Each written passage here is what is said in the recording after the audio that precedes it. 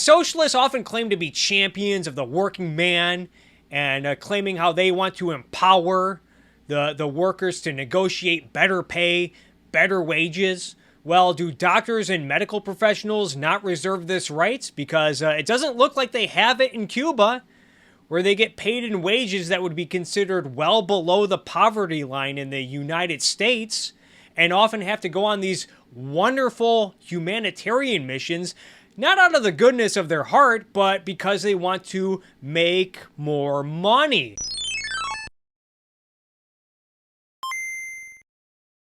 One video I've been wanting to look at and that I've gotten requests for is this one right here from our good friend Second Thought.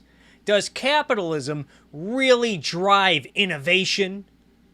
And as you can see, it has currently over 220,000 views. This channel has over 1 million subscribers. So let's check it out. Up for curiosity stream at the link below. We live in a world dominated by the economic system known as capitalism. Private ownership of the means of production is the norm. Giant multinational corporations have a greater GDP than entire countries. So some corporations have more wealth than the GDP of some countries. Now this is somewhat misleading because if you read the story, as we know, they assess this on market valuation. It's not like Apple has $2.5 trillion in gold locked in some vault somewhere. No, it's based on the value of their company. But again, this could tell us two things. One, companies like Apple and Amazon are really good at creating wealth and creating values, hence the reason why their companies are so valuable on the market. And also, some of these countries, they might lack wealth. They might have a low GDP due to the fact that some of these countries, a lot of these countries, are economically repressed. Countries like North Korea, which has a GDP of a whopping $28 billion, or a country like Cuba, which has a GDP of $100 billion, which is far less than the market cap of companies like Apple and Amazon. And I would say if these countries want a higher GDP, maybe they should free up their economies. And we're currently witnessing the birth of a second Gilded Age, complete with modern-day robber barons and skyrocketing inequality and poverty. For the first time in 100 years, the United States is seeing a real resurgence in class consciousness and criticism of the status quo. Class consciousness. There's no such thing as class consciousness, folks. Only individuals have their own consciousness, just like we don't have a collectivized class stomach or class penis. No, there's no such thing as a class consciousness. Now, someone might say, well, he's probably just speaking figuratively. Cut him some slack. Considering that Second Thought is a Marxist, I have my doubts. We've seen record numbers of protests and rallies, low-wage workers are walking out and demanding better conditions, and the language of class struggle is finally beginning to seep back into the American consciousness. Now we have the American consciousness. It would be absurd to look around and assert that everything is fine, that capitalism is providing a good life and opportunities for the average person, when every quality of life metric is in decline for everyone except the top few percent. Every quality of life metric is in decline. He doesn't really have any sources from what I see down here. Now, despite all of the nonsense that we have in our mixed economy, all of the regulations that stifle economic growth, and all of the spending that sends distortions throughout the economy, I think life in America is generally better than ever. But is there anyone alive today that thinks the quality of life today is worse than, say, the 1950s, 1960s, 70s, 80s, 90s? Does anyone get wishing they had a time machine so that they can go back to 1973 and live a higher quality of life? And yet, as always, there are those who are unwilling to acknowledge the reality of the situation, and instead fall back on ignorant or bad faith arguments to defend a failing economic system. In this episode, we're going to look at one argument in particular, the claim that without capitalism, there would be no innovation. Let's start with the assertion itself. Without capitalism, there would be no innovation.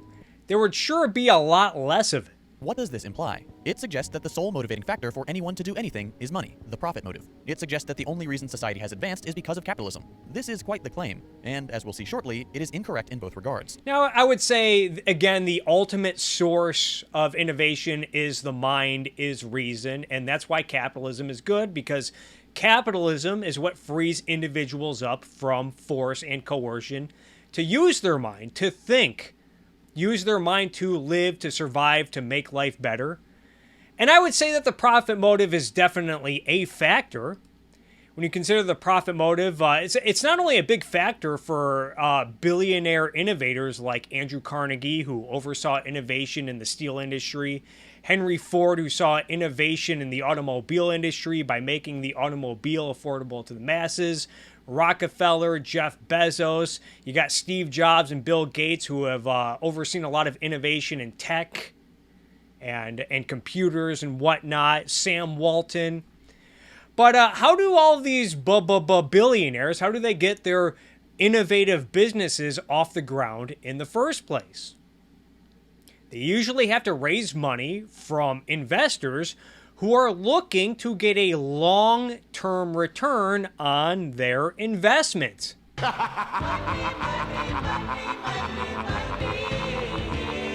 Just like you see in any episode of Shark Tank. So, is the profit motive the entire factor? No, but does it play a role? Absolutely. You're goddamn right. Let's start with the first point, the profit motive as the motivating factor. Once upon a time, people produced food not to sell, but to consume themselves and stockpile for the future. Stockpile for the future. When again, investment is focused on long-term planning and long-term wealth creation, where investors want long-term profits, long-term returns. Now, I do see this dumb meme a lot floating around on social media from people who want to dismiss the role of the profit motive. And while agriculture was discovered and developed in more primitive times, it essentially was people working to produce food for their own survival and their own benefits. Was the desired goal of plentiful food not a motivating factor for people to get to work on the farm and perhaps innovate farming practices, agricultural practices? No money exchanged hands, the end. Of course, this is an overly simplistic argument, but people who make claims about the efficacy of the profit motive should remember that capitalism is a fairly recent development in the grand scheme of things. But leaving thousands of years of human history aside, even in the modern capitalist era, there have been countless examples of people choosing to innovate not because they lusted after money, but because it was the right thing to do. Because it was the right thing to do. And again, this is that's what capitalism is for. It frees individuals up to use their mind to exercise their judgment on pursuing what they think is the right thing to do. One of the more well-known examples is Jonas Salk. Though it was declared eradicated in the Americas in 1994, polio was once a major threat to children around the world. Polio is an infectious disease that attacks the central nervous system and often leads to paralysis. During the first half of the 20th century, what began as localized polio outbreaks had reached epidemic levels in North America, Europe, Australia, and New Zealand. And in 1952, the US faced the worst outbreak it had ever experienced, infecting at least 58,000 people, killing 3,145, and leaving over 21,000 more with varying degrees of paralysis in a single year. Some of the worst affected could no longer breathe by themselves and needed to be placed in what was called an iron lung. This horrible disease brought unspeakable suffering to children around the world. But thanks to a team of innovative scientists led by Dr. Jonas Salk, today, polio is little more than a bad memory. Starting in 1948, Dr. Salk dedicated the next 7 years of his life to understanding how polio worked and how we could fight it. In 1955, when the news of Salk's new and effective vaccine was made public, he was hailed as a hero and a miracle worker. A hero and a miracle worker. And I actually agree. Salk became a household Keep this in mind. name. He could have taken advantage of this newfound fame and made a fortune on the vaccine, but he refused to patent his creation. Who owns the patent on this vaccine? Well, the people, I would say. There is no patent. Could you patent the sun? Jonas Salk chose not to patent the vaccine in order to maximize its availability around the world. By 1959, 90 countries were making use of the polio vaccine, and by 1994, the disease had been completely eradicated in North America. Now, how does this prove his point exactly? In a capitalist country, you're as free. I mean, again, this did happen in a more capitalist country. And under capitalism, you are free to be as charitable as you want to be. This is the difference between capitalism and socialism. Under capitalism, if you want to give all your money away, if you want to give away your genius, your creations, your money, you're free to do so. I ain't going to stop you. But under socialism, if you wanna make money, if you wanna make profits, no. Don't get too carried away there, buddy. Someone like Jonas Salk has every right to give away his invention, although I would argue that someone like him, considering that he's a hero and a miracle worker, maybe he deserves to make a little scratch. Maybe he does deserve to get rich for helping save millions of people from polio. But if he wants to give it away, I ain't gonna stop him. But you know who else gave away his intellectual property was a guy named Nikola Tesla, and I'm not sure that worked out so well for him. When people first learn about Jonas Salk, many of them are shocked that he chose not to profit from his creation. It's an understandable reaction when the norm in the pharmaceutical industry is criminal price gouging, where executives rake in tens or even hundreds of millions of dollars every year.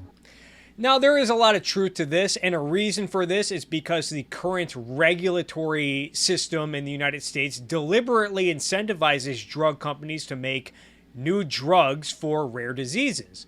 I'm actually working on a video about the history of the FDA and how high drug prices in the United States are largely a result of regulation. But a crucial turning point was the Orphan Drug Act, which promised drug companies exclusivity rights for up to 7 years on new drugs for rare diseases. And following the passage of this act, the pharmaceutical industry saw floods of new investment, and innovation did in fact follow. But if people like Jonas Salk can exist in even the most lucrative fields, then the profit motive is not the only motivating factor that exists. And this is only one example. If you look around, you'll find many more. Those who benefit from capitalist exploitation will try to convince you that people won't be motivated to improve the world without a financial incentive. But that's just not the case. But enough about this first point, let's move on to the second one, the claim that society has only advanced because of the profit motive. Capitalist apologists have a tendency to view the private sector as some godlike entity that operates with 100% efficiency, is the sole driver of innovation, and always acts in the best interest of— Now, maximizing efficiency, again, does help increase profits. If you read some of the most financially successful people in history, like Sam Walton, like Andrew Carnegie, Thomas Edison, Mark Cuban, they all stress that if you can reduce production costs and whatnot, if you can innovate, you can bring prices down and attract more reliable customers. Of the people. This is rarely, if ever, the case. In fact, the private sector hardly ever drives innovation at all. Take the iPhone, for example. Fans of capitalism love to say things like, you tweet about socialism from your iPhone, but you wouldn't have that iPhone without capitalism. That's a little disingenuous, to say the least. If you look at the iPhone, or just about any modern phone really, you'll see that very nearly every critical part was developed with public funding. Microchips, GPS, accelerometers, image sensors, touchscreens. These were all projects funded by the public, either via the government or the military. Now, I have addressed this claim in a similar video about capitalism and innovation, but let's say it's true that a lot of individual components and functions in products like the iPhone relied somewhat or heavily on public programs, public research, public investment. It still took a visionary like Steve Jobs with the backing of a large corporation like Apple that he not only founded but brought back from the dead in the mid-90s. And it took all of that and Steve Jobs and the resources that Apple had to find a way to use all of these components to bring them together to make a functional device that millions of people were willing to pay hundreds of dollars for. Not to mention all the software engineering that went involved in the iOS and the apps and all that stuff. And you can play this game even with the automobile. Did Henry Ford really create a reliable car that the masses could afford? After all he did was reassemble a bunch of existing components to make the Model T. Ford did not invent the light bulb that would be used for headlights. Ford did not invent glass that would be used for the windshield. He did not invent the wheel. He did not invent tires that would be used for the wheels. You see this mentality manifested in the "you didn't build that" talking point that's been echoed by the likes of Barack Obama and Elizabeth Warren. Consider that most Americans are educated in public schools. You could really use this excuse to take away all of our freedom and all of our money, which I'm sure is what socialists like Second Thought ultimately want to do. Think about it. If an inventor uses his knowledge of chemistry that he acquired in a public classroom, a public school classroom, and starts a chemical company, invents new chemicals, new polymers and whatnot, someone operating on this "you didn't build that" mentality could come along and say, hey, you wouldn't be where you were without the public investing in your education. Who are you to claim intellectual property rights over a chemical that you never would have discovered without public education? Or maybe a successful novelist writes a best-selling book, or a screenwriter writes a blockbuster movie. one could easily say, hey buddy, you learn to read and write in the public school classrooms. Who do you think you are, taking credit for writing fiction, writing blockbuster movies, and using it to make millions of dollars to keep for yourself, while kids all across the country are falling behind in underfunded classrooms? And this is where the slope gets slippery, folks. One day it's all like, oh, we don't hate capitalism, you guys. We don't hate free markets. All we want is a social safety net to make sure nobody gets left behind, to make sure everyone has a shot at the American dream. And then before you know it, they eventually turn around and say, hey, buddy, you didn't build that. You wouldn't have made that money if it weren't for the public investing in your future. Blow it out your ass. And if that's the way these ungrateful shits are going to play it, then I say even more reason to go full laissez-faire. Even more reason to get rid of the social safety nets and to tell the government to stop taking my money for the purposes of science and research, if statist pieces of crap are going to then use it as a justification to take more of my money and control more of my life. And it's not just phone components. Nearly every aspect of modern day life was funded and created not by the private sector, but by the public sector. Satellites, the internet, public schools, national parks, waste management. So, public schools. I find this odd, considering that Second Thought recently made a video that I had to make a rebuttal to about how America's schools and education system are failing because of privatization and defunding. But when it's convenient for him, they're suddenly responsible for all of the innovation. Blow it out your ass. He also mentions the internet as if the internet would even be a big deal without greedy corporations like Apple and Microsoft and Google creating computers, developing software, creating devices for people to access the internet. And the internet was commercialized by private companies, by greedy corporations like AT&T and Comcast and Verizon. And a reason why the internet has become so popular is because it has made trading easier than ever. And while his claims here are either exaggerated or misleading, it is worth noting that the governments would not have all of this money to take and invest if not for people creating wealth on whatever's left of the free market in the first place.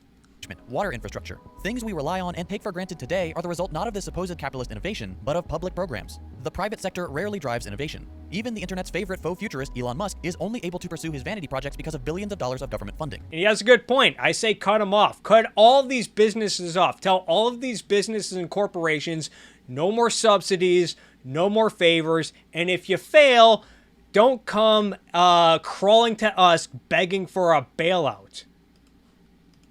Okay, so if capitalism isn't driven by innovation, what is the driving factor? It's pretty simple, really. Capitalism is driven by the profit motive, not by some innate drive to innovate. If something is profitable, it will be produced, which leads to the proliferation of cheap, useless garbage like 30 different kinds of poop emoji pool floats and tens of thousands of copycat phone cases. Okay, so the iPhone is all because of public research, and all capitalism is responsible for is cheap plastic poop emojis. If we take the pharmaceutical industry again, instead of prioritizing new, critically important medicine, the profit motive incentivizes the production of slight variations of existing drugs in order to extend their patents. Again, there is truth to that, and this is because the current regulatory state, aside from the Orphan Drug Act, there's a lot of different laws and regulations that do incentivize this. It's not a result of too much freedom in pharmaceuticals, but rather a consequence of government regulation.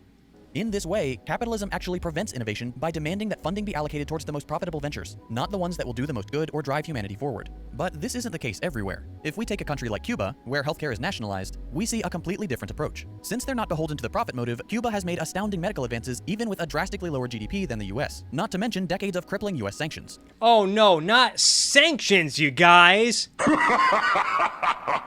This is an excuse I often hear, that Cuba is poor because of sanctions. If only the more capitalist countries would trade with Communist Cuba. Of course, if freer countries did open trade with Cuba, and businesses in the freer countries made profits doing so, then socialists like Second Thought would probably complain that Cuba is getting exploited, you guys. Woo!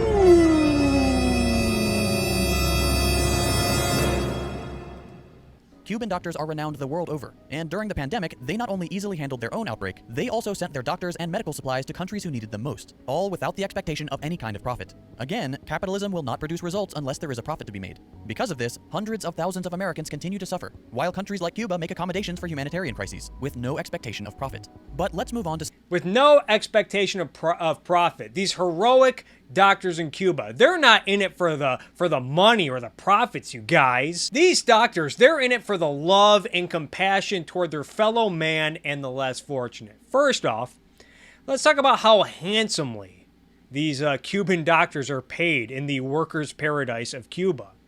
Depends on which source you read, but according to Medic, M-E-D-I-C-C, this was a story from 2014 when Cuba gave their medical professionals a raise, you guys.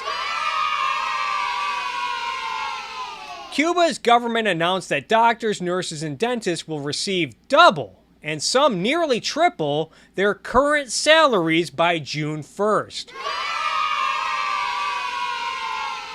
The decision taken by the Cuban Council of Ministers this week will raise physician salaries of first-degree specialists in family medicine, internal medicine, blah, blah, blah, and some 50 other fields to 1,460 Cuban dollars, with those in second degree and specialties getting a raise from $627 in Cuban dollars to $1,600 Cuban dollars. Now, how much is this worth in American dollars?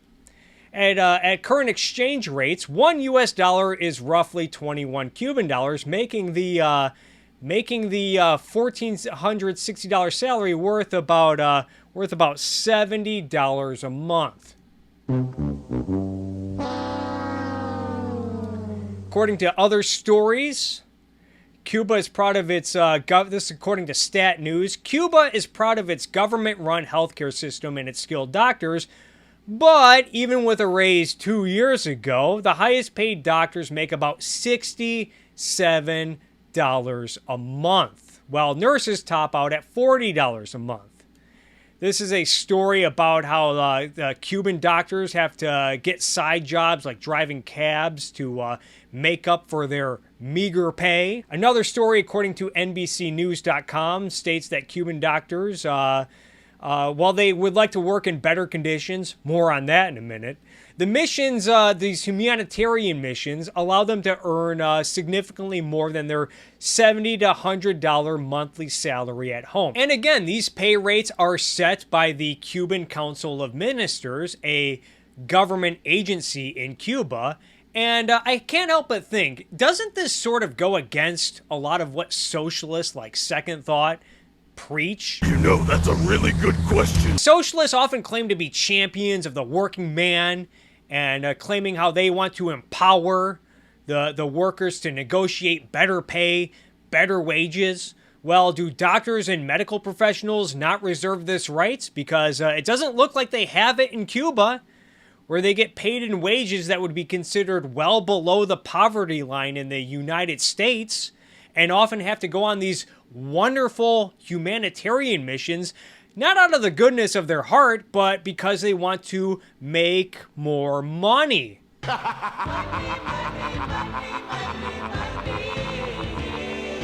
And of course, the wonderful, benevolent Cuban government sends their doctors around the world for the same reason, to bring in revenue for the government. This is according to a New York Times article, how doctors became Cuba's biggest export. According to this Times piece, which, as you can see, seems kind of sympathetic toward the healthcare system in Cuba. Why does Cuba have such good healthcare? But as you can see here, leasing healthcare professionals to foreign governments brings around $11 billion each year, making it a bigger source of revenue than the Caribbean islands' tourism industry.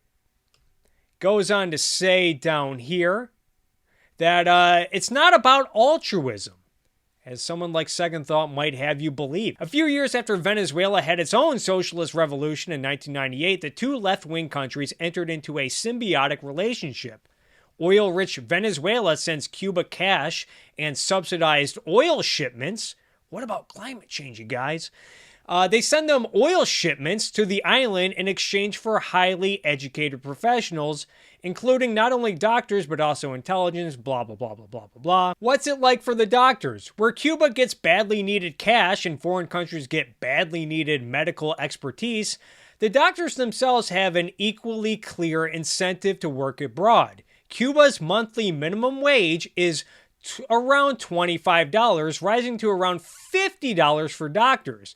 In Brazil, even with the Cuban government taking most of their salary, they were still getting about $1,000 a month, which was a life-changing sum for their families. This does not mention the fact that a lot of these humanitarian missions are very dangerous. They're not the best places to work in. You scroll down. Are there any rumblings of dissent? Not all doctors working abroad are happy with the arrangement. In 2017, some 150 of those in Brazil filed lawsuits in courts challenging the agreement and attempting to break from the Cuban government to practice independently in Brazil. On November 29th, several more doctors filed claims against PAHO, arguing that the UN agency has made $73 million off the Cubans' work and supported conditions that violate international laws on forced labor. So as you can see, these humanitarian missions are not exactly a walk in the park for these doctors, but there's another piece that was written in the BBC a couple years ago. The hidden world of the doctors Cuba sends overseas, with stories about doctors getting killed in an ambulance that was shot up by gangs, stories about doctors getting raped. The BBC article also mentions how doctors had to falsify statistics to meet certain quotas for the Cuban government. So the wonderful socialist government in Cuba essentially tells their medical professionals, sorry you get paid dirt in our crappy country, but if you want, we can send you to places like Algeria, Venezuela, Kenya, Uganda, and Brazil because we have an opportunity to get money because, let's face it, there ain't much wealth being created here in the workers' paradise that is Cuba. But don't worry, you guys, we'll give you a little cut of the billions of dollars we're going to make off of exporting you, and hopefully that makes up for the little you get paid back home. Workers of the world unite. You would think that if Cuba's healthcare system was as wonderful as socialists like Second Thought make it out to be, that thousands of doctors would not have defected while working abroad the last 15 years, to the point where Cuba had to impose travel restrictions to limit the brain drain. But remember, folks, socialist countries like Cuba is where innovation really happens.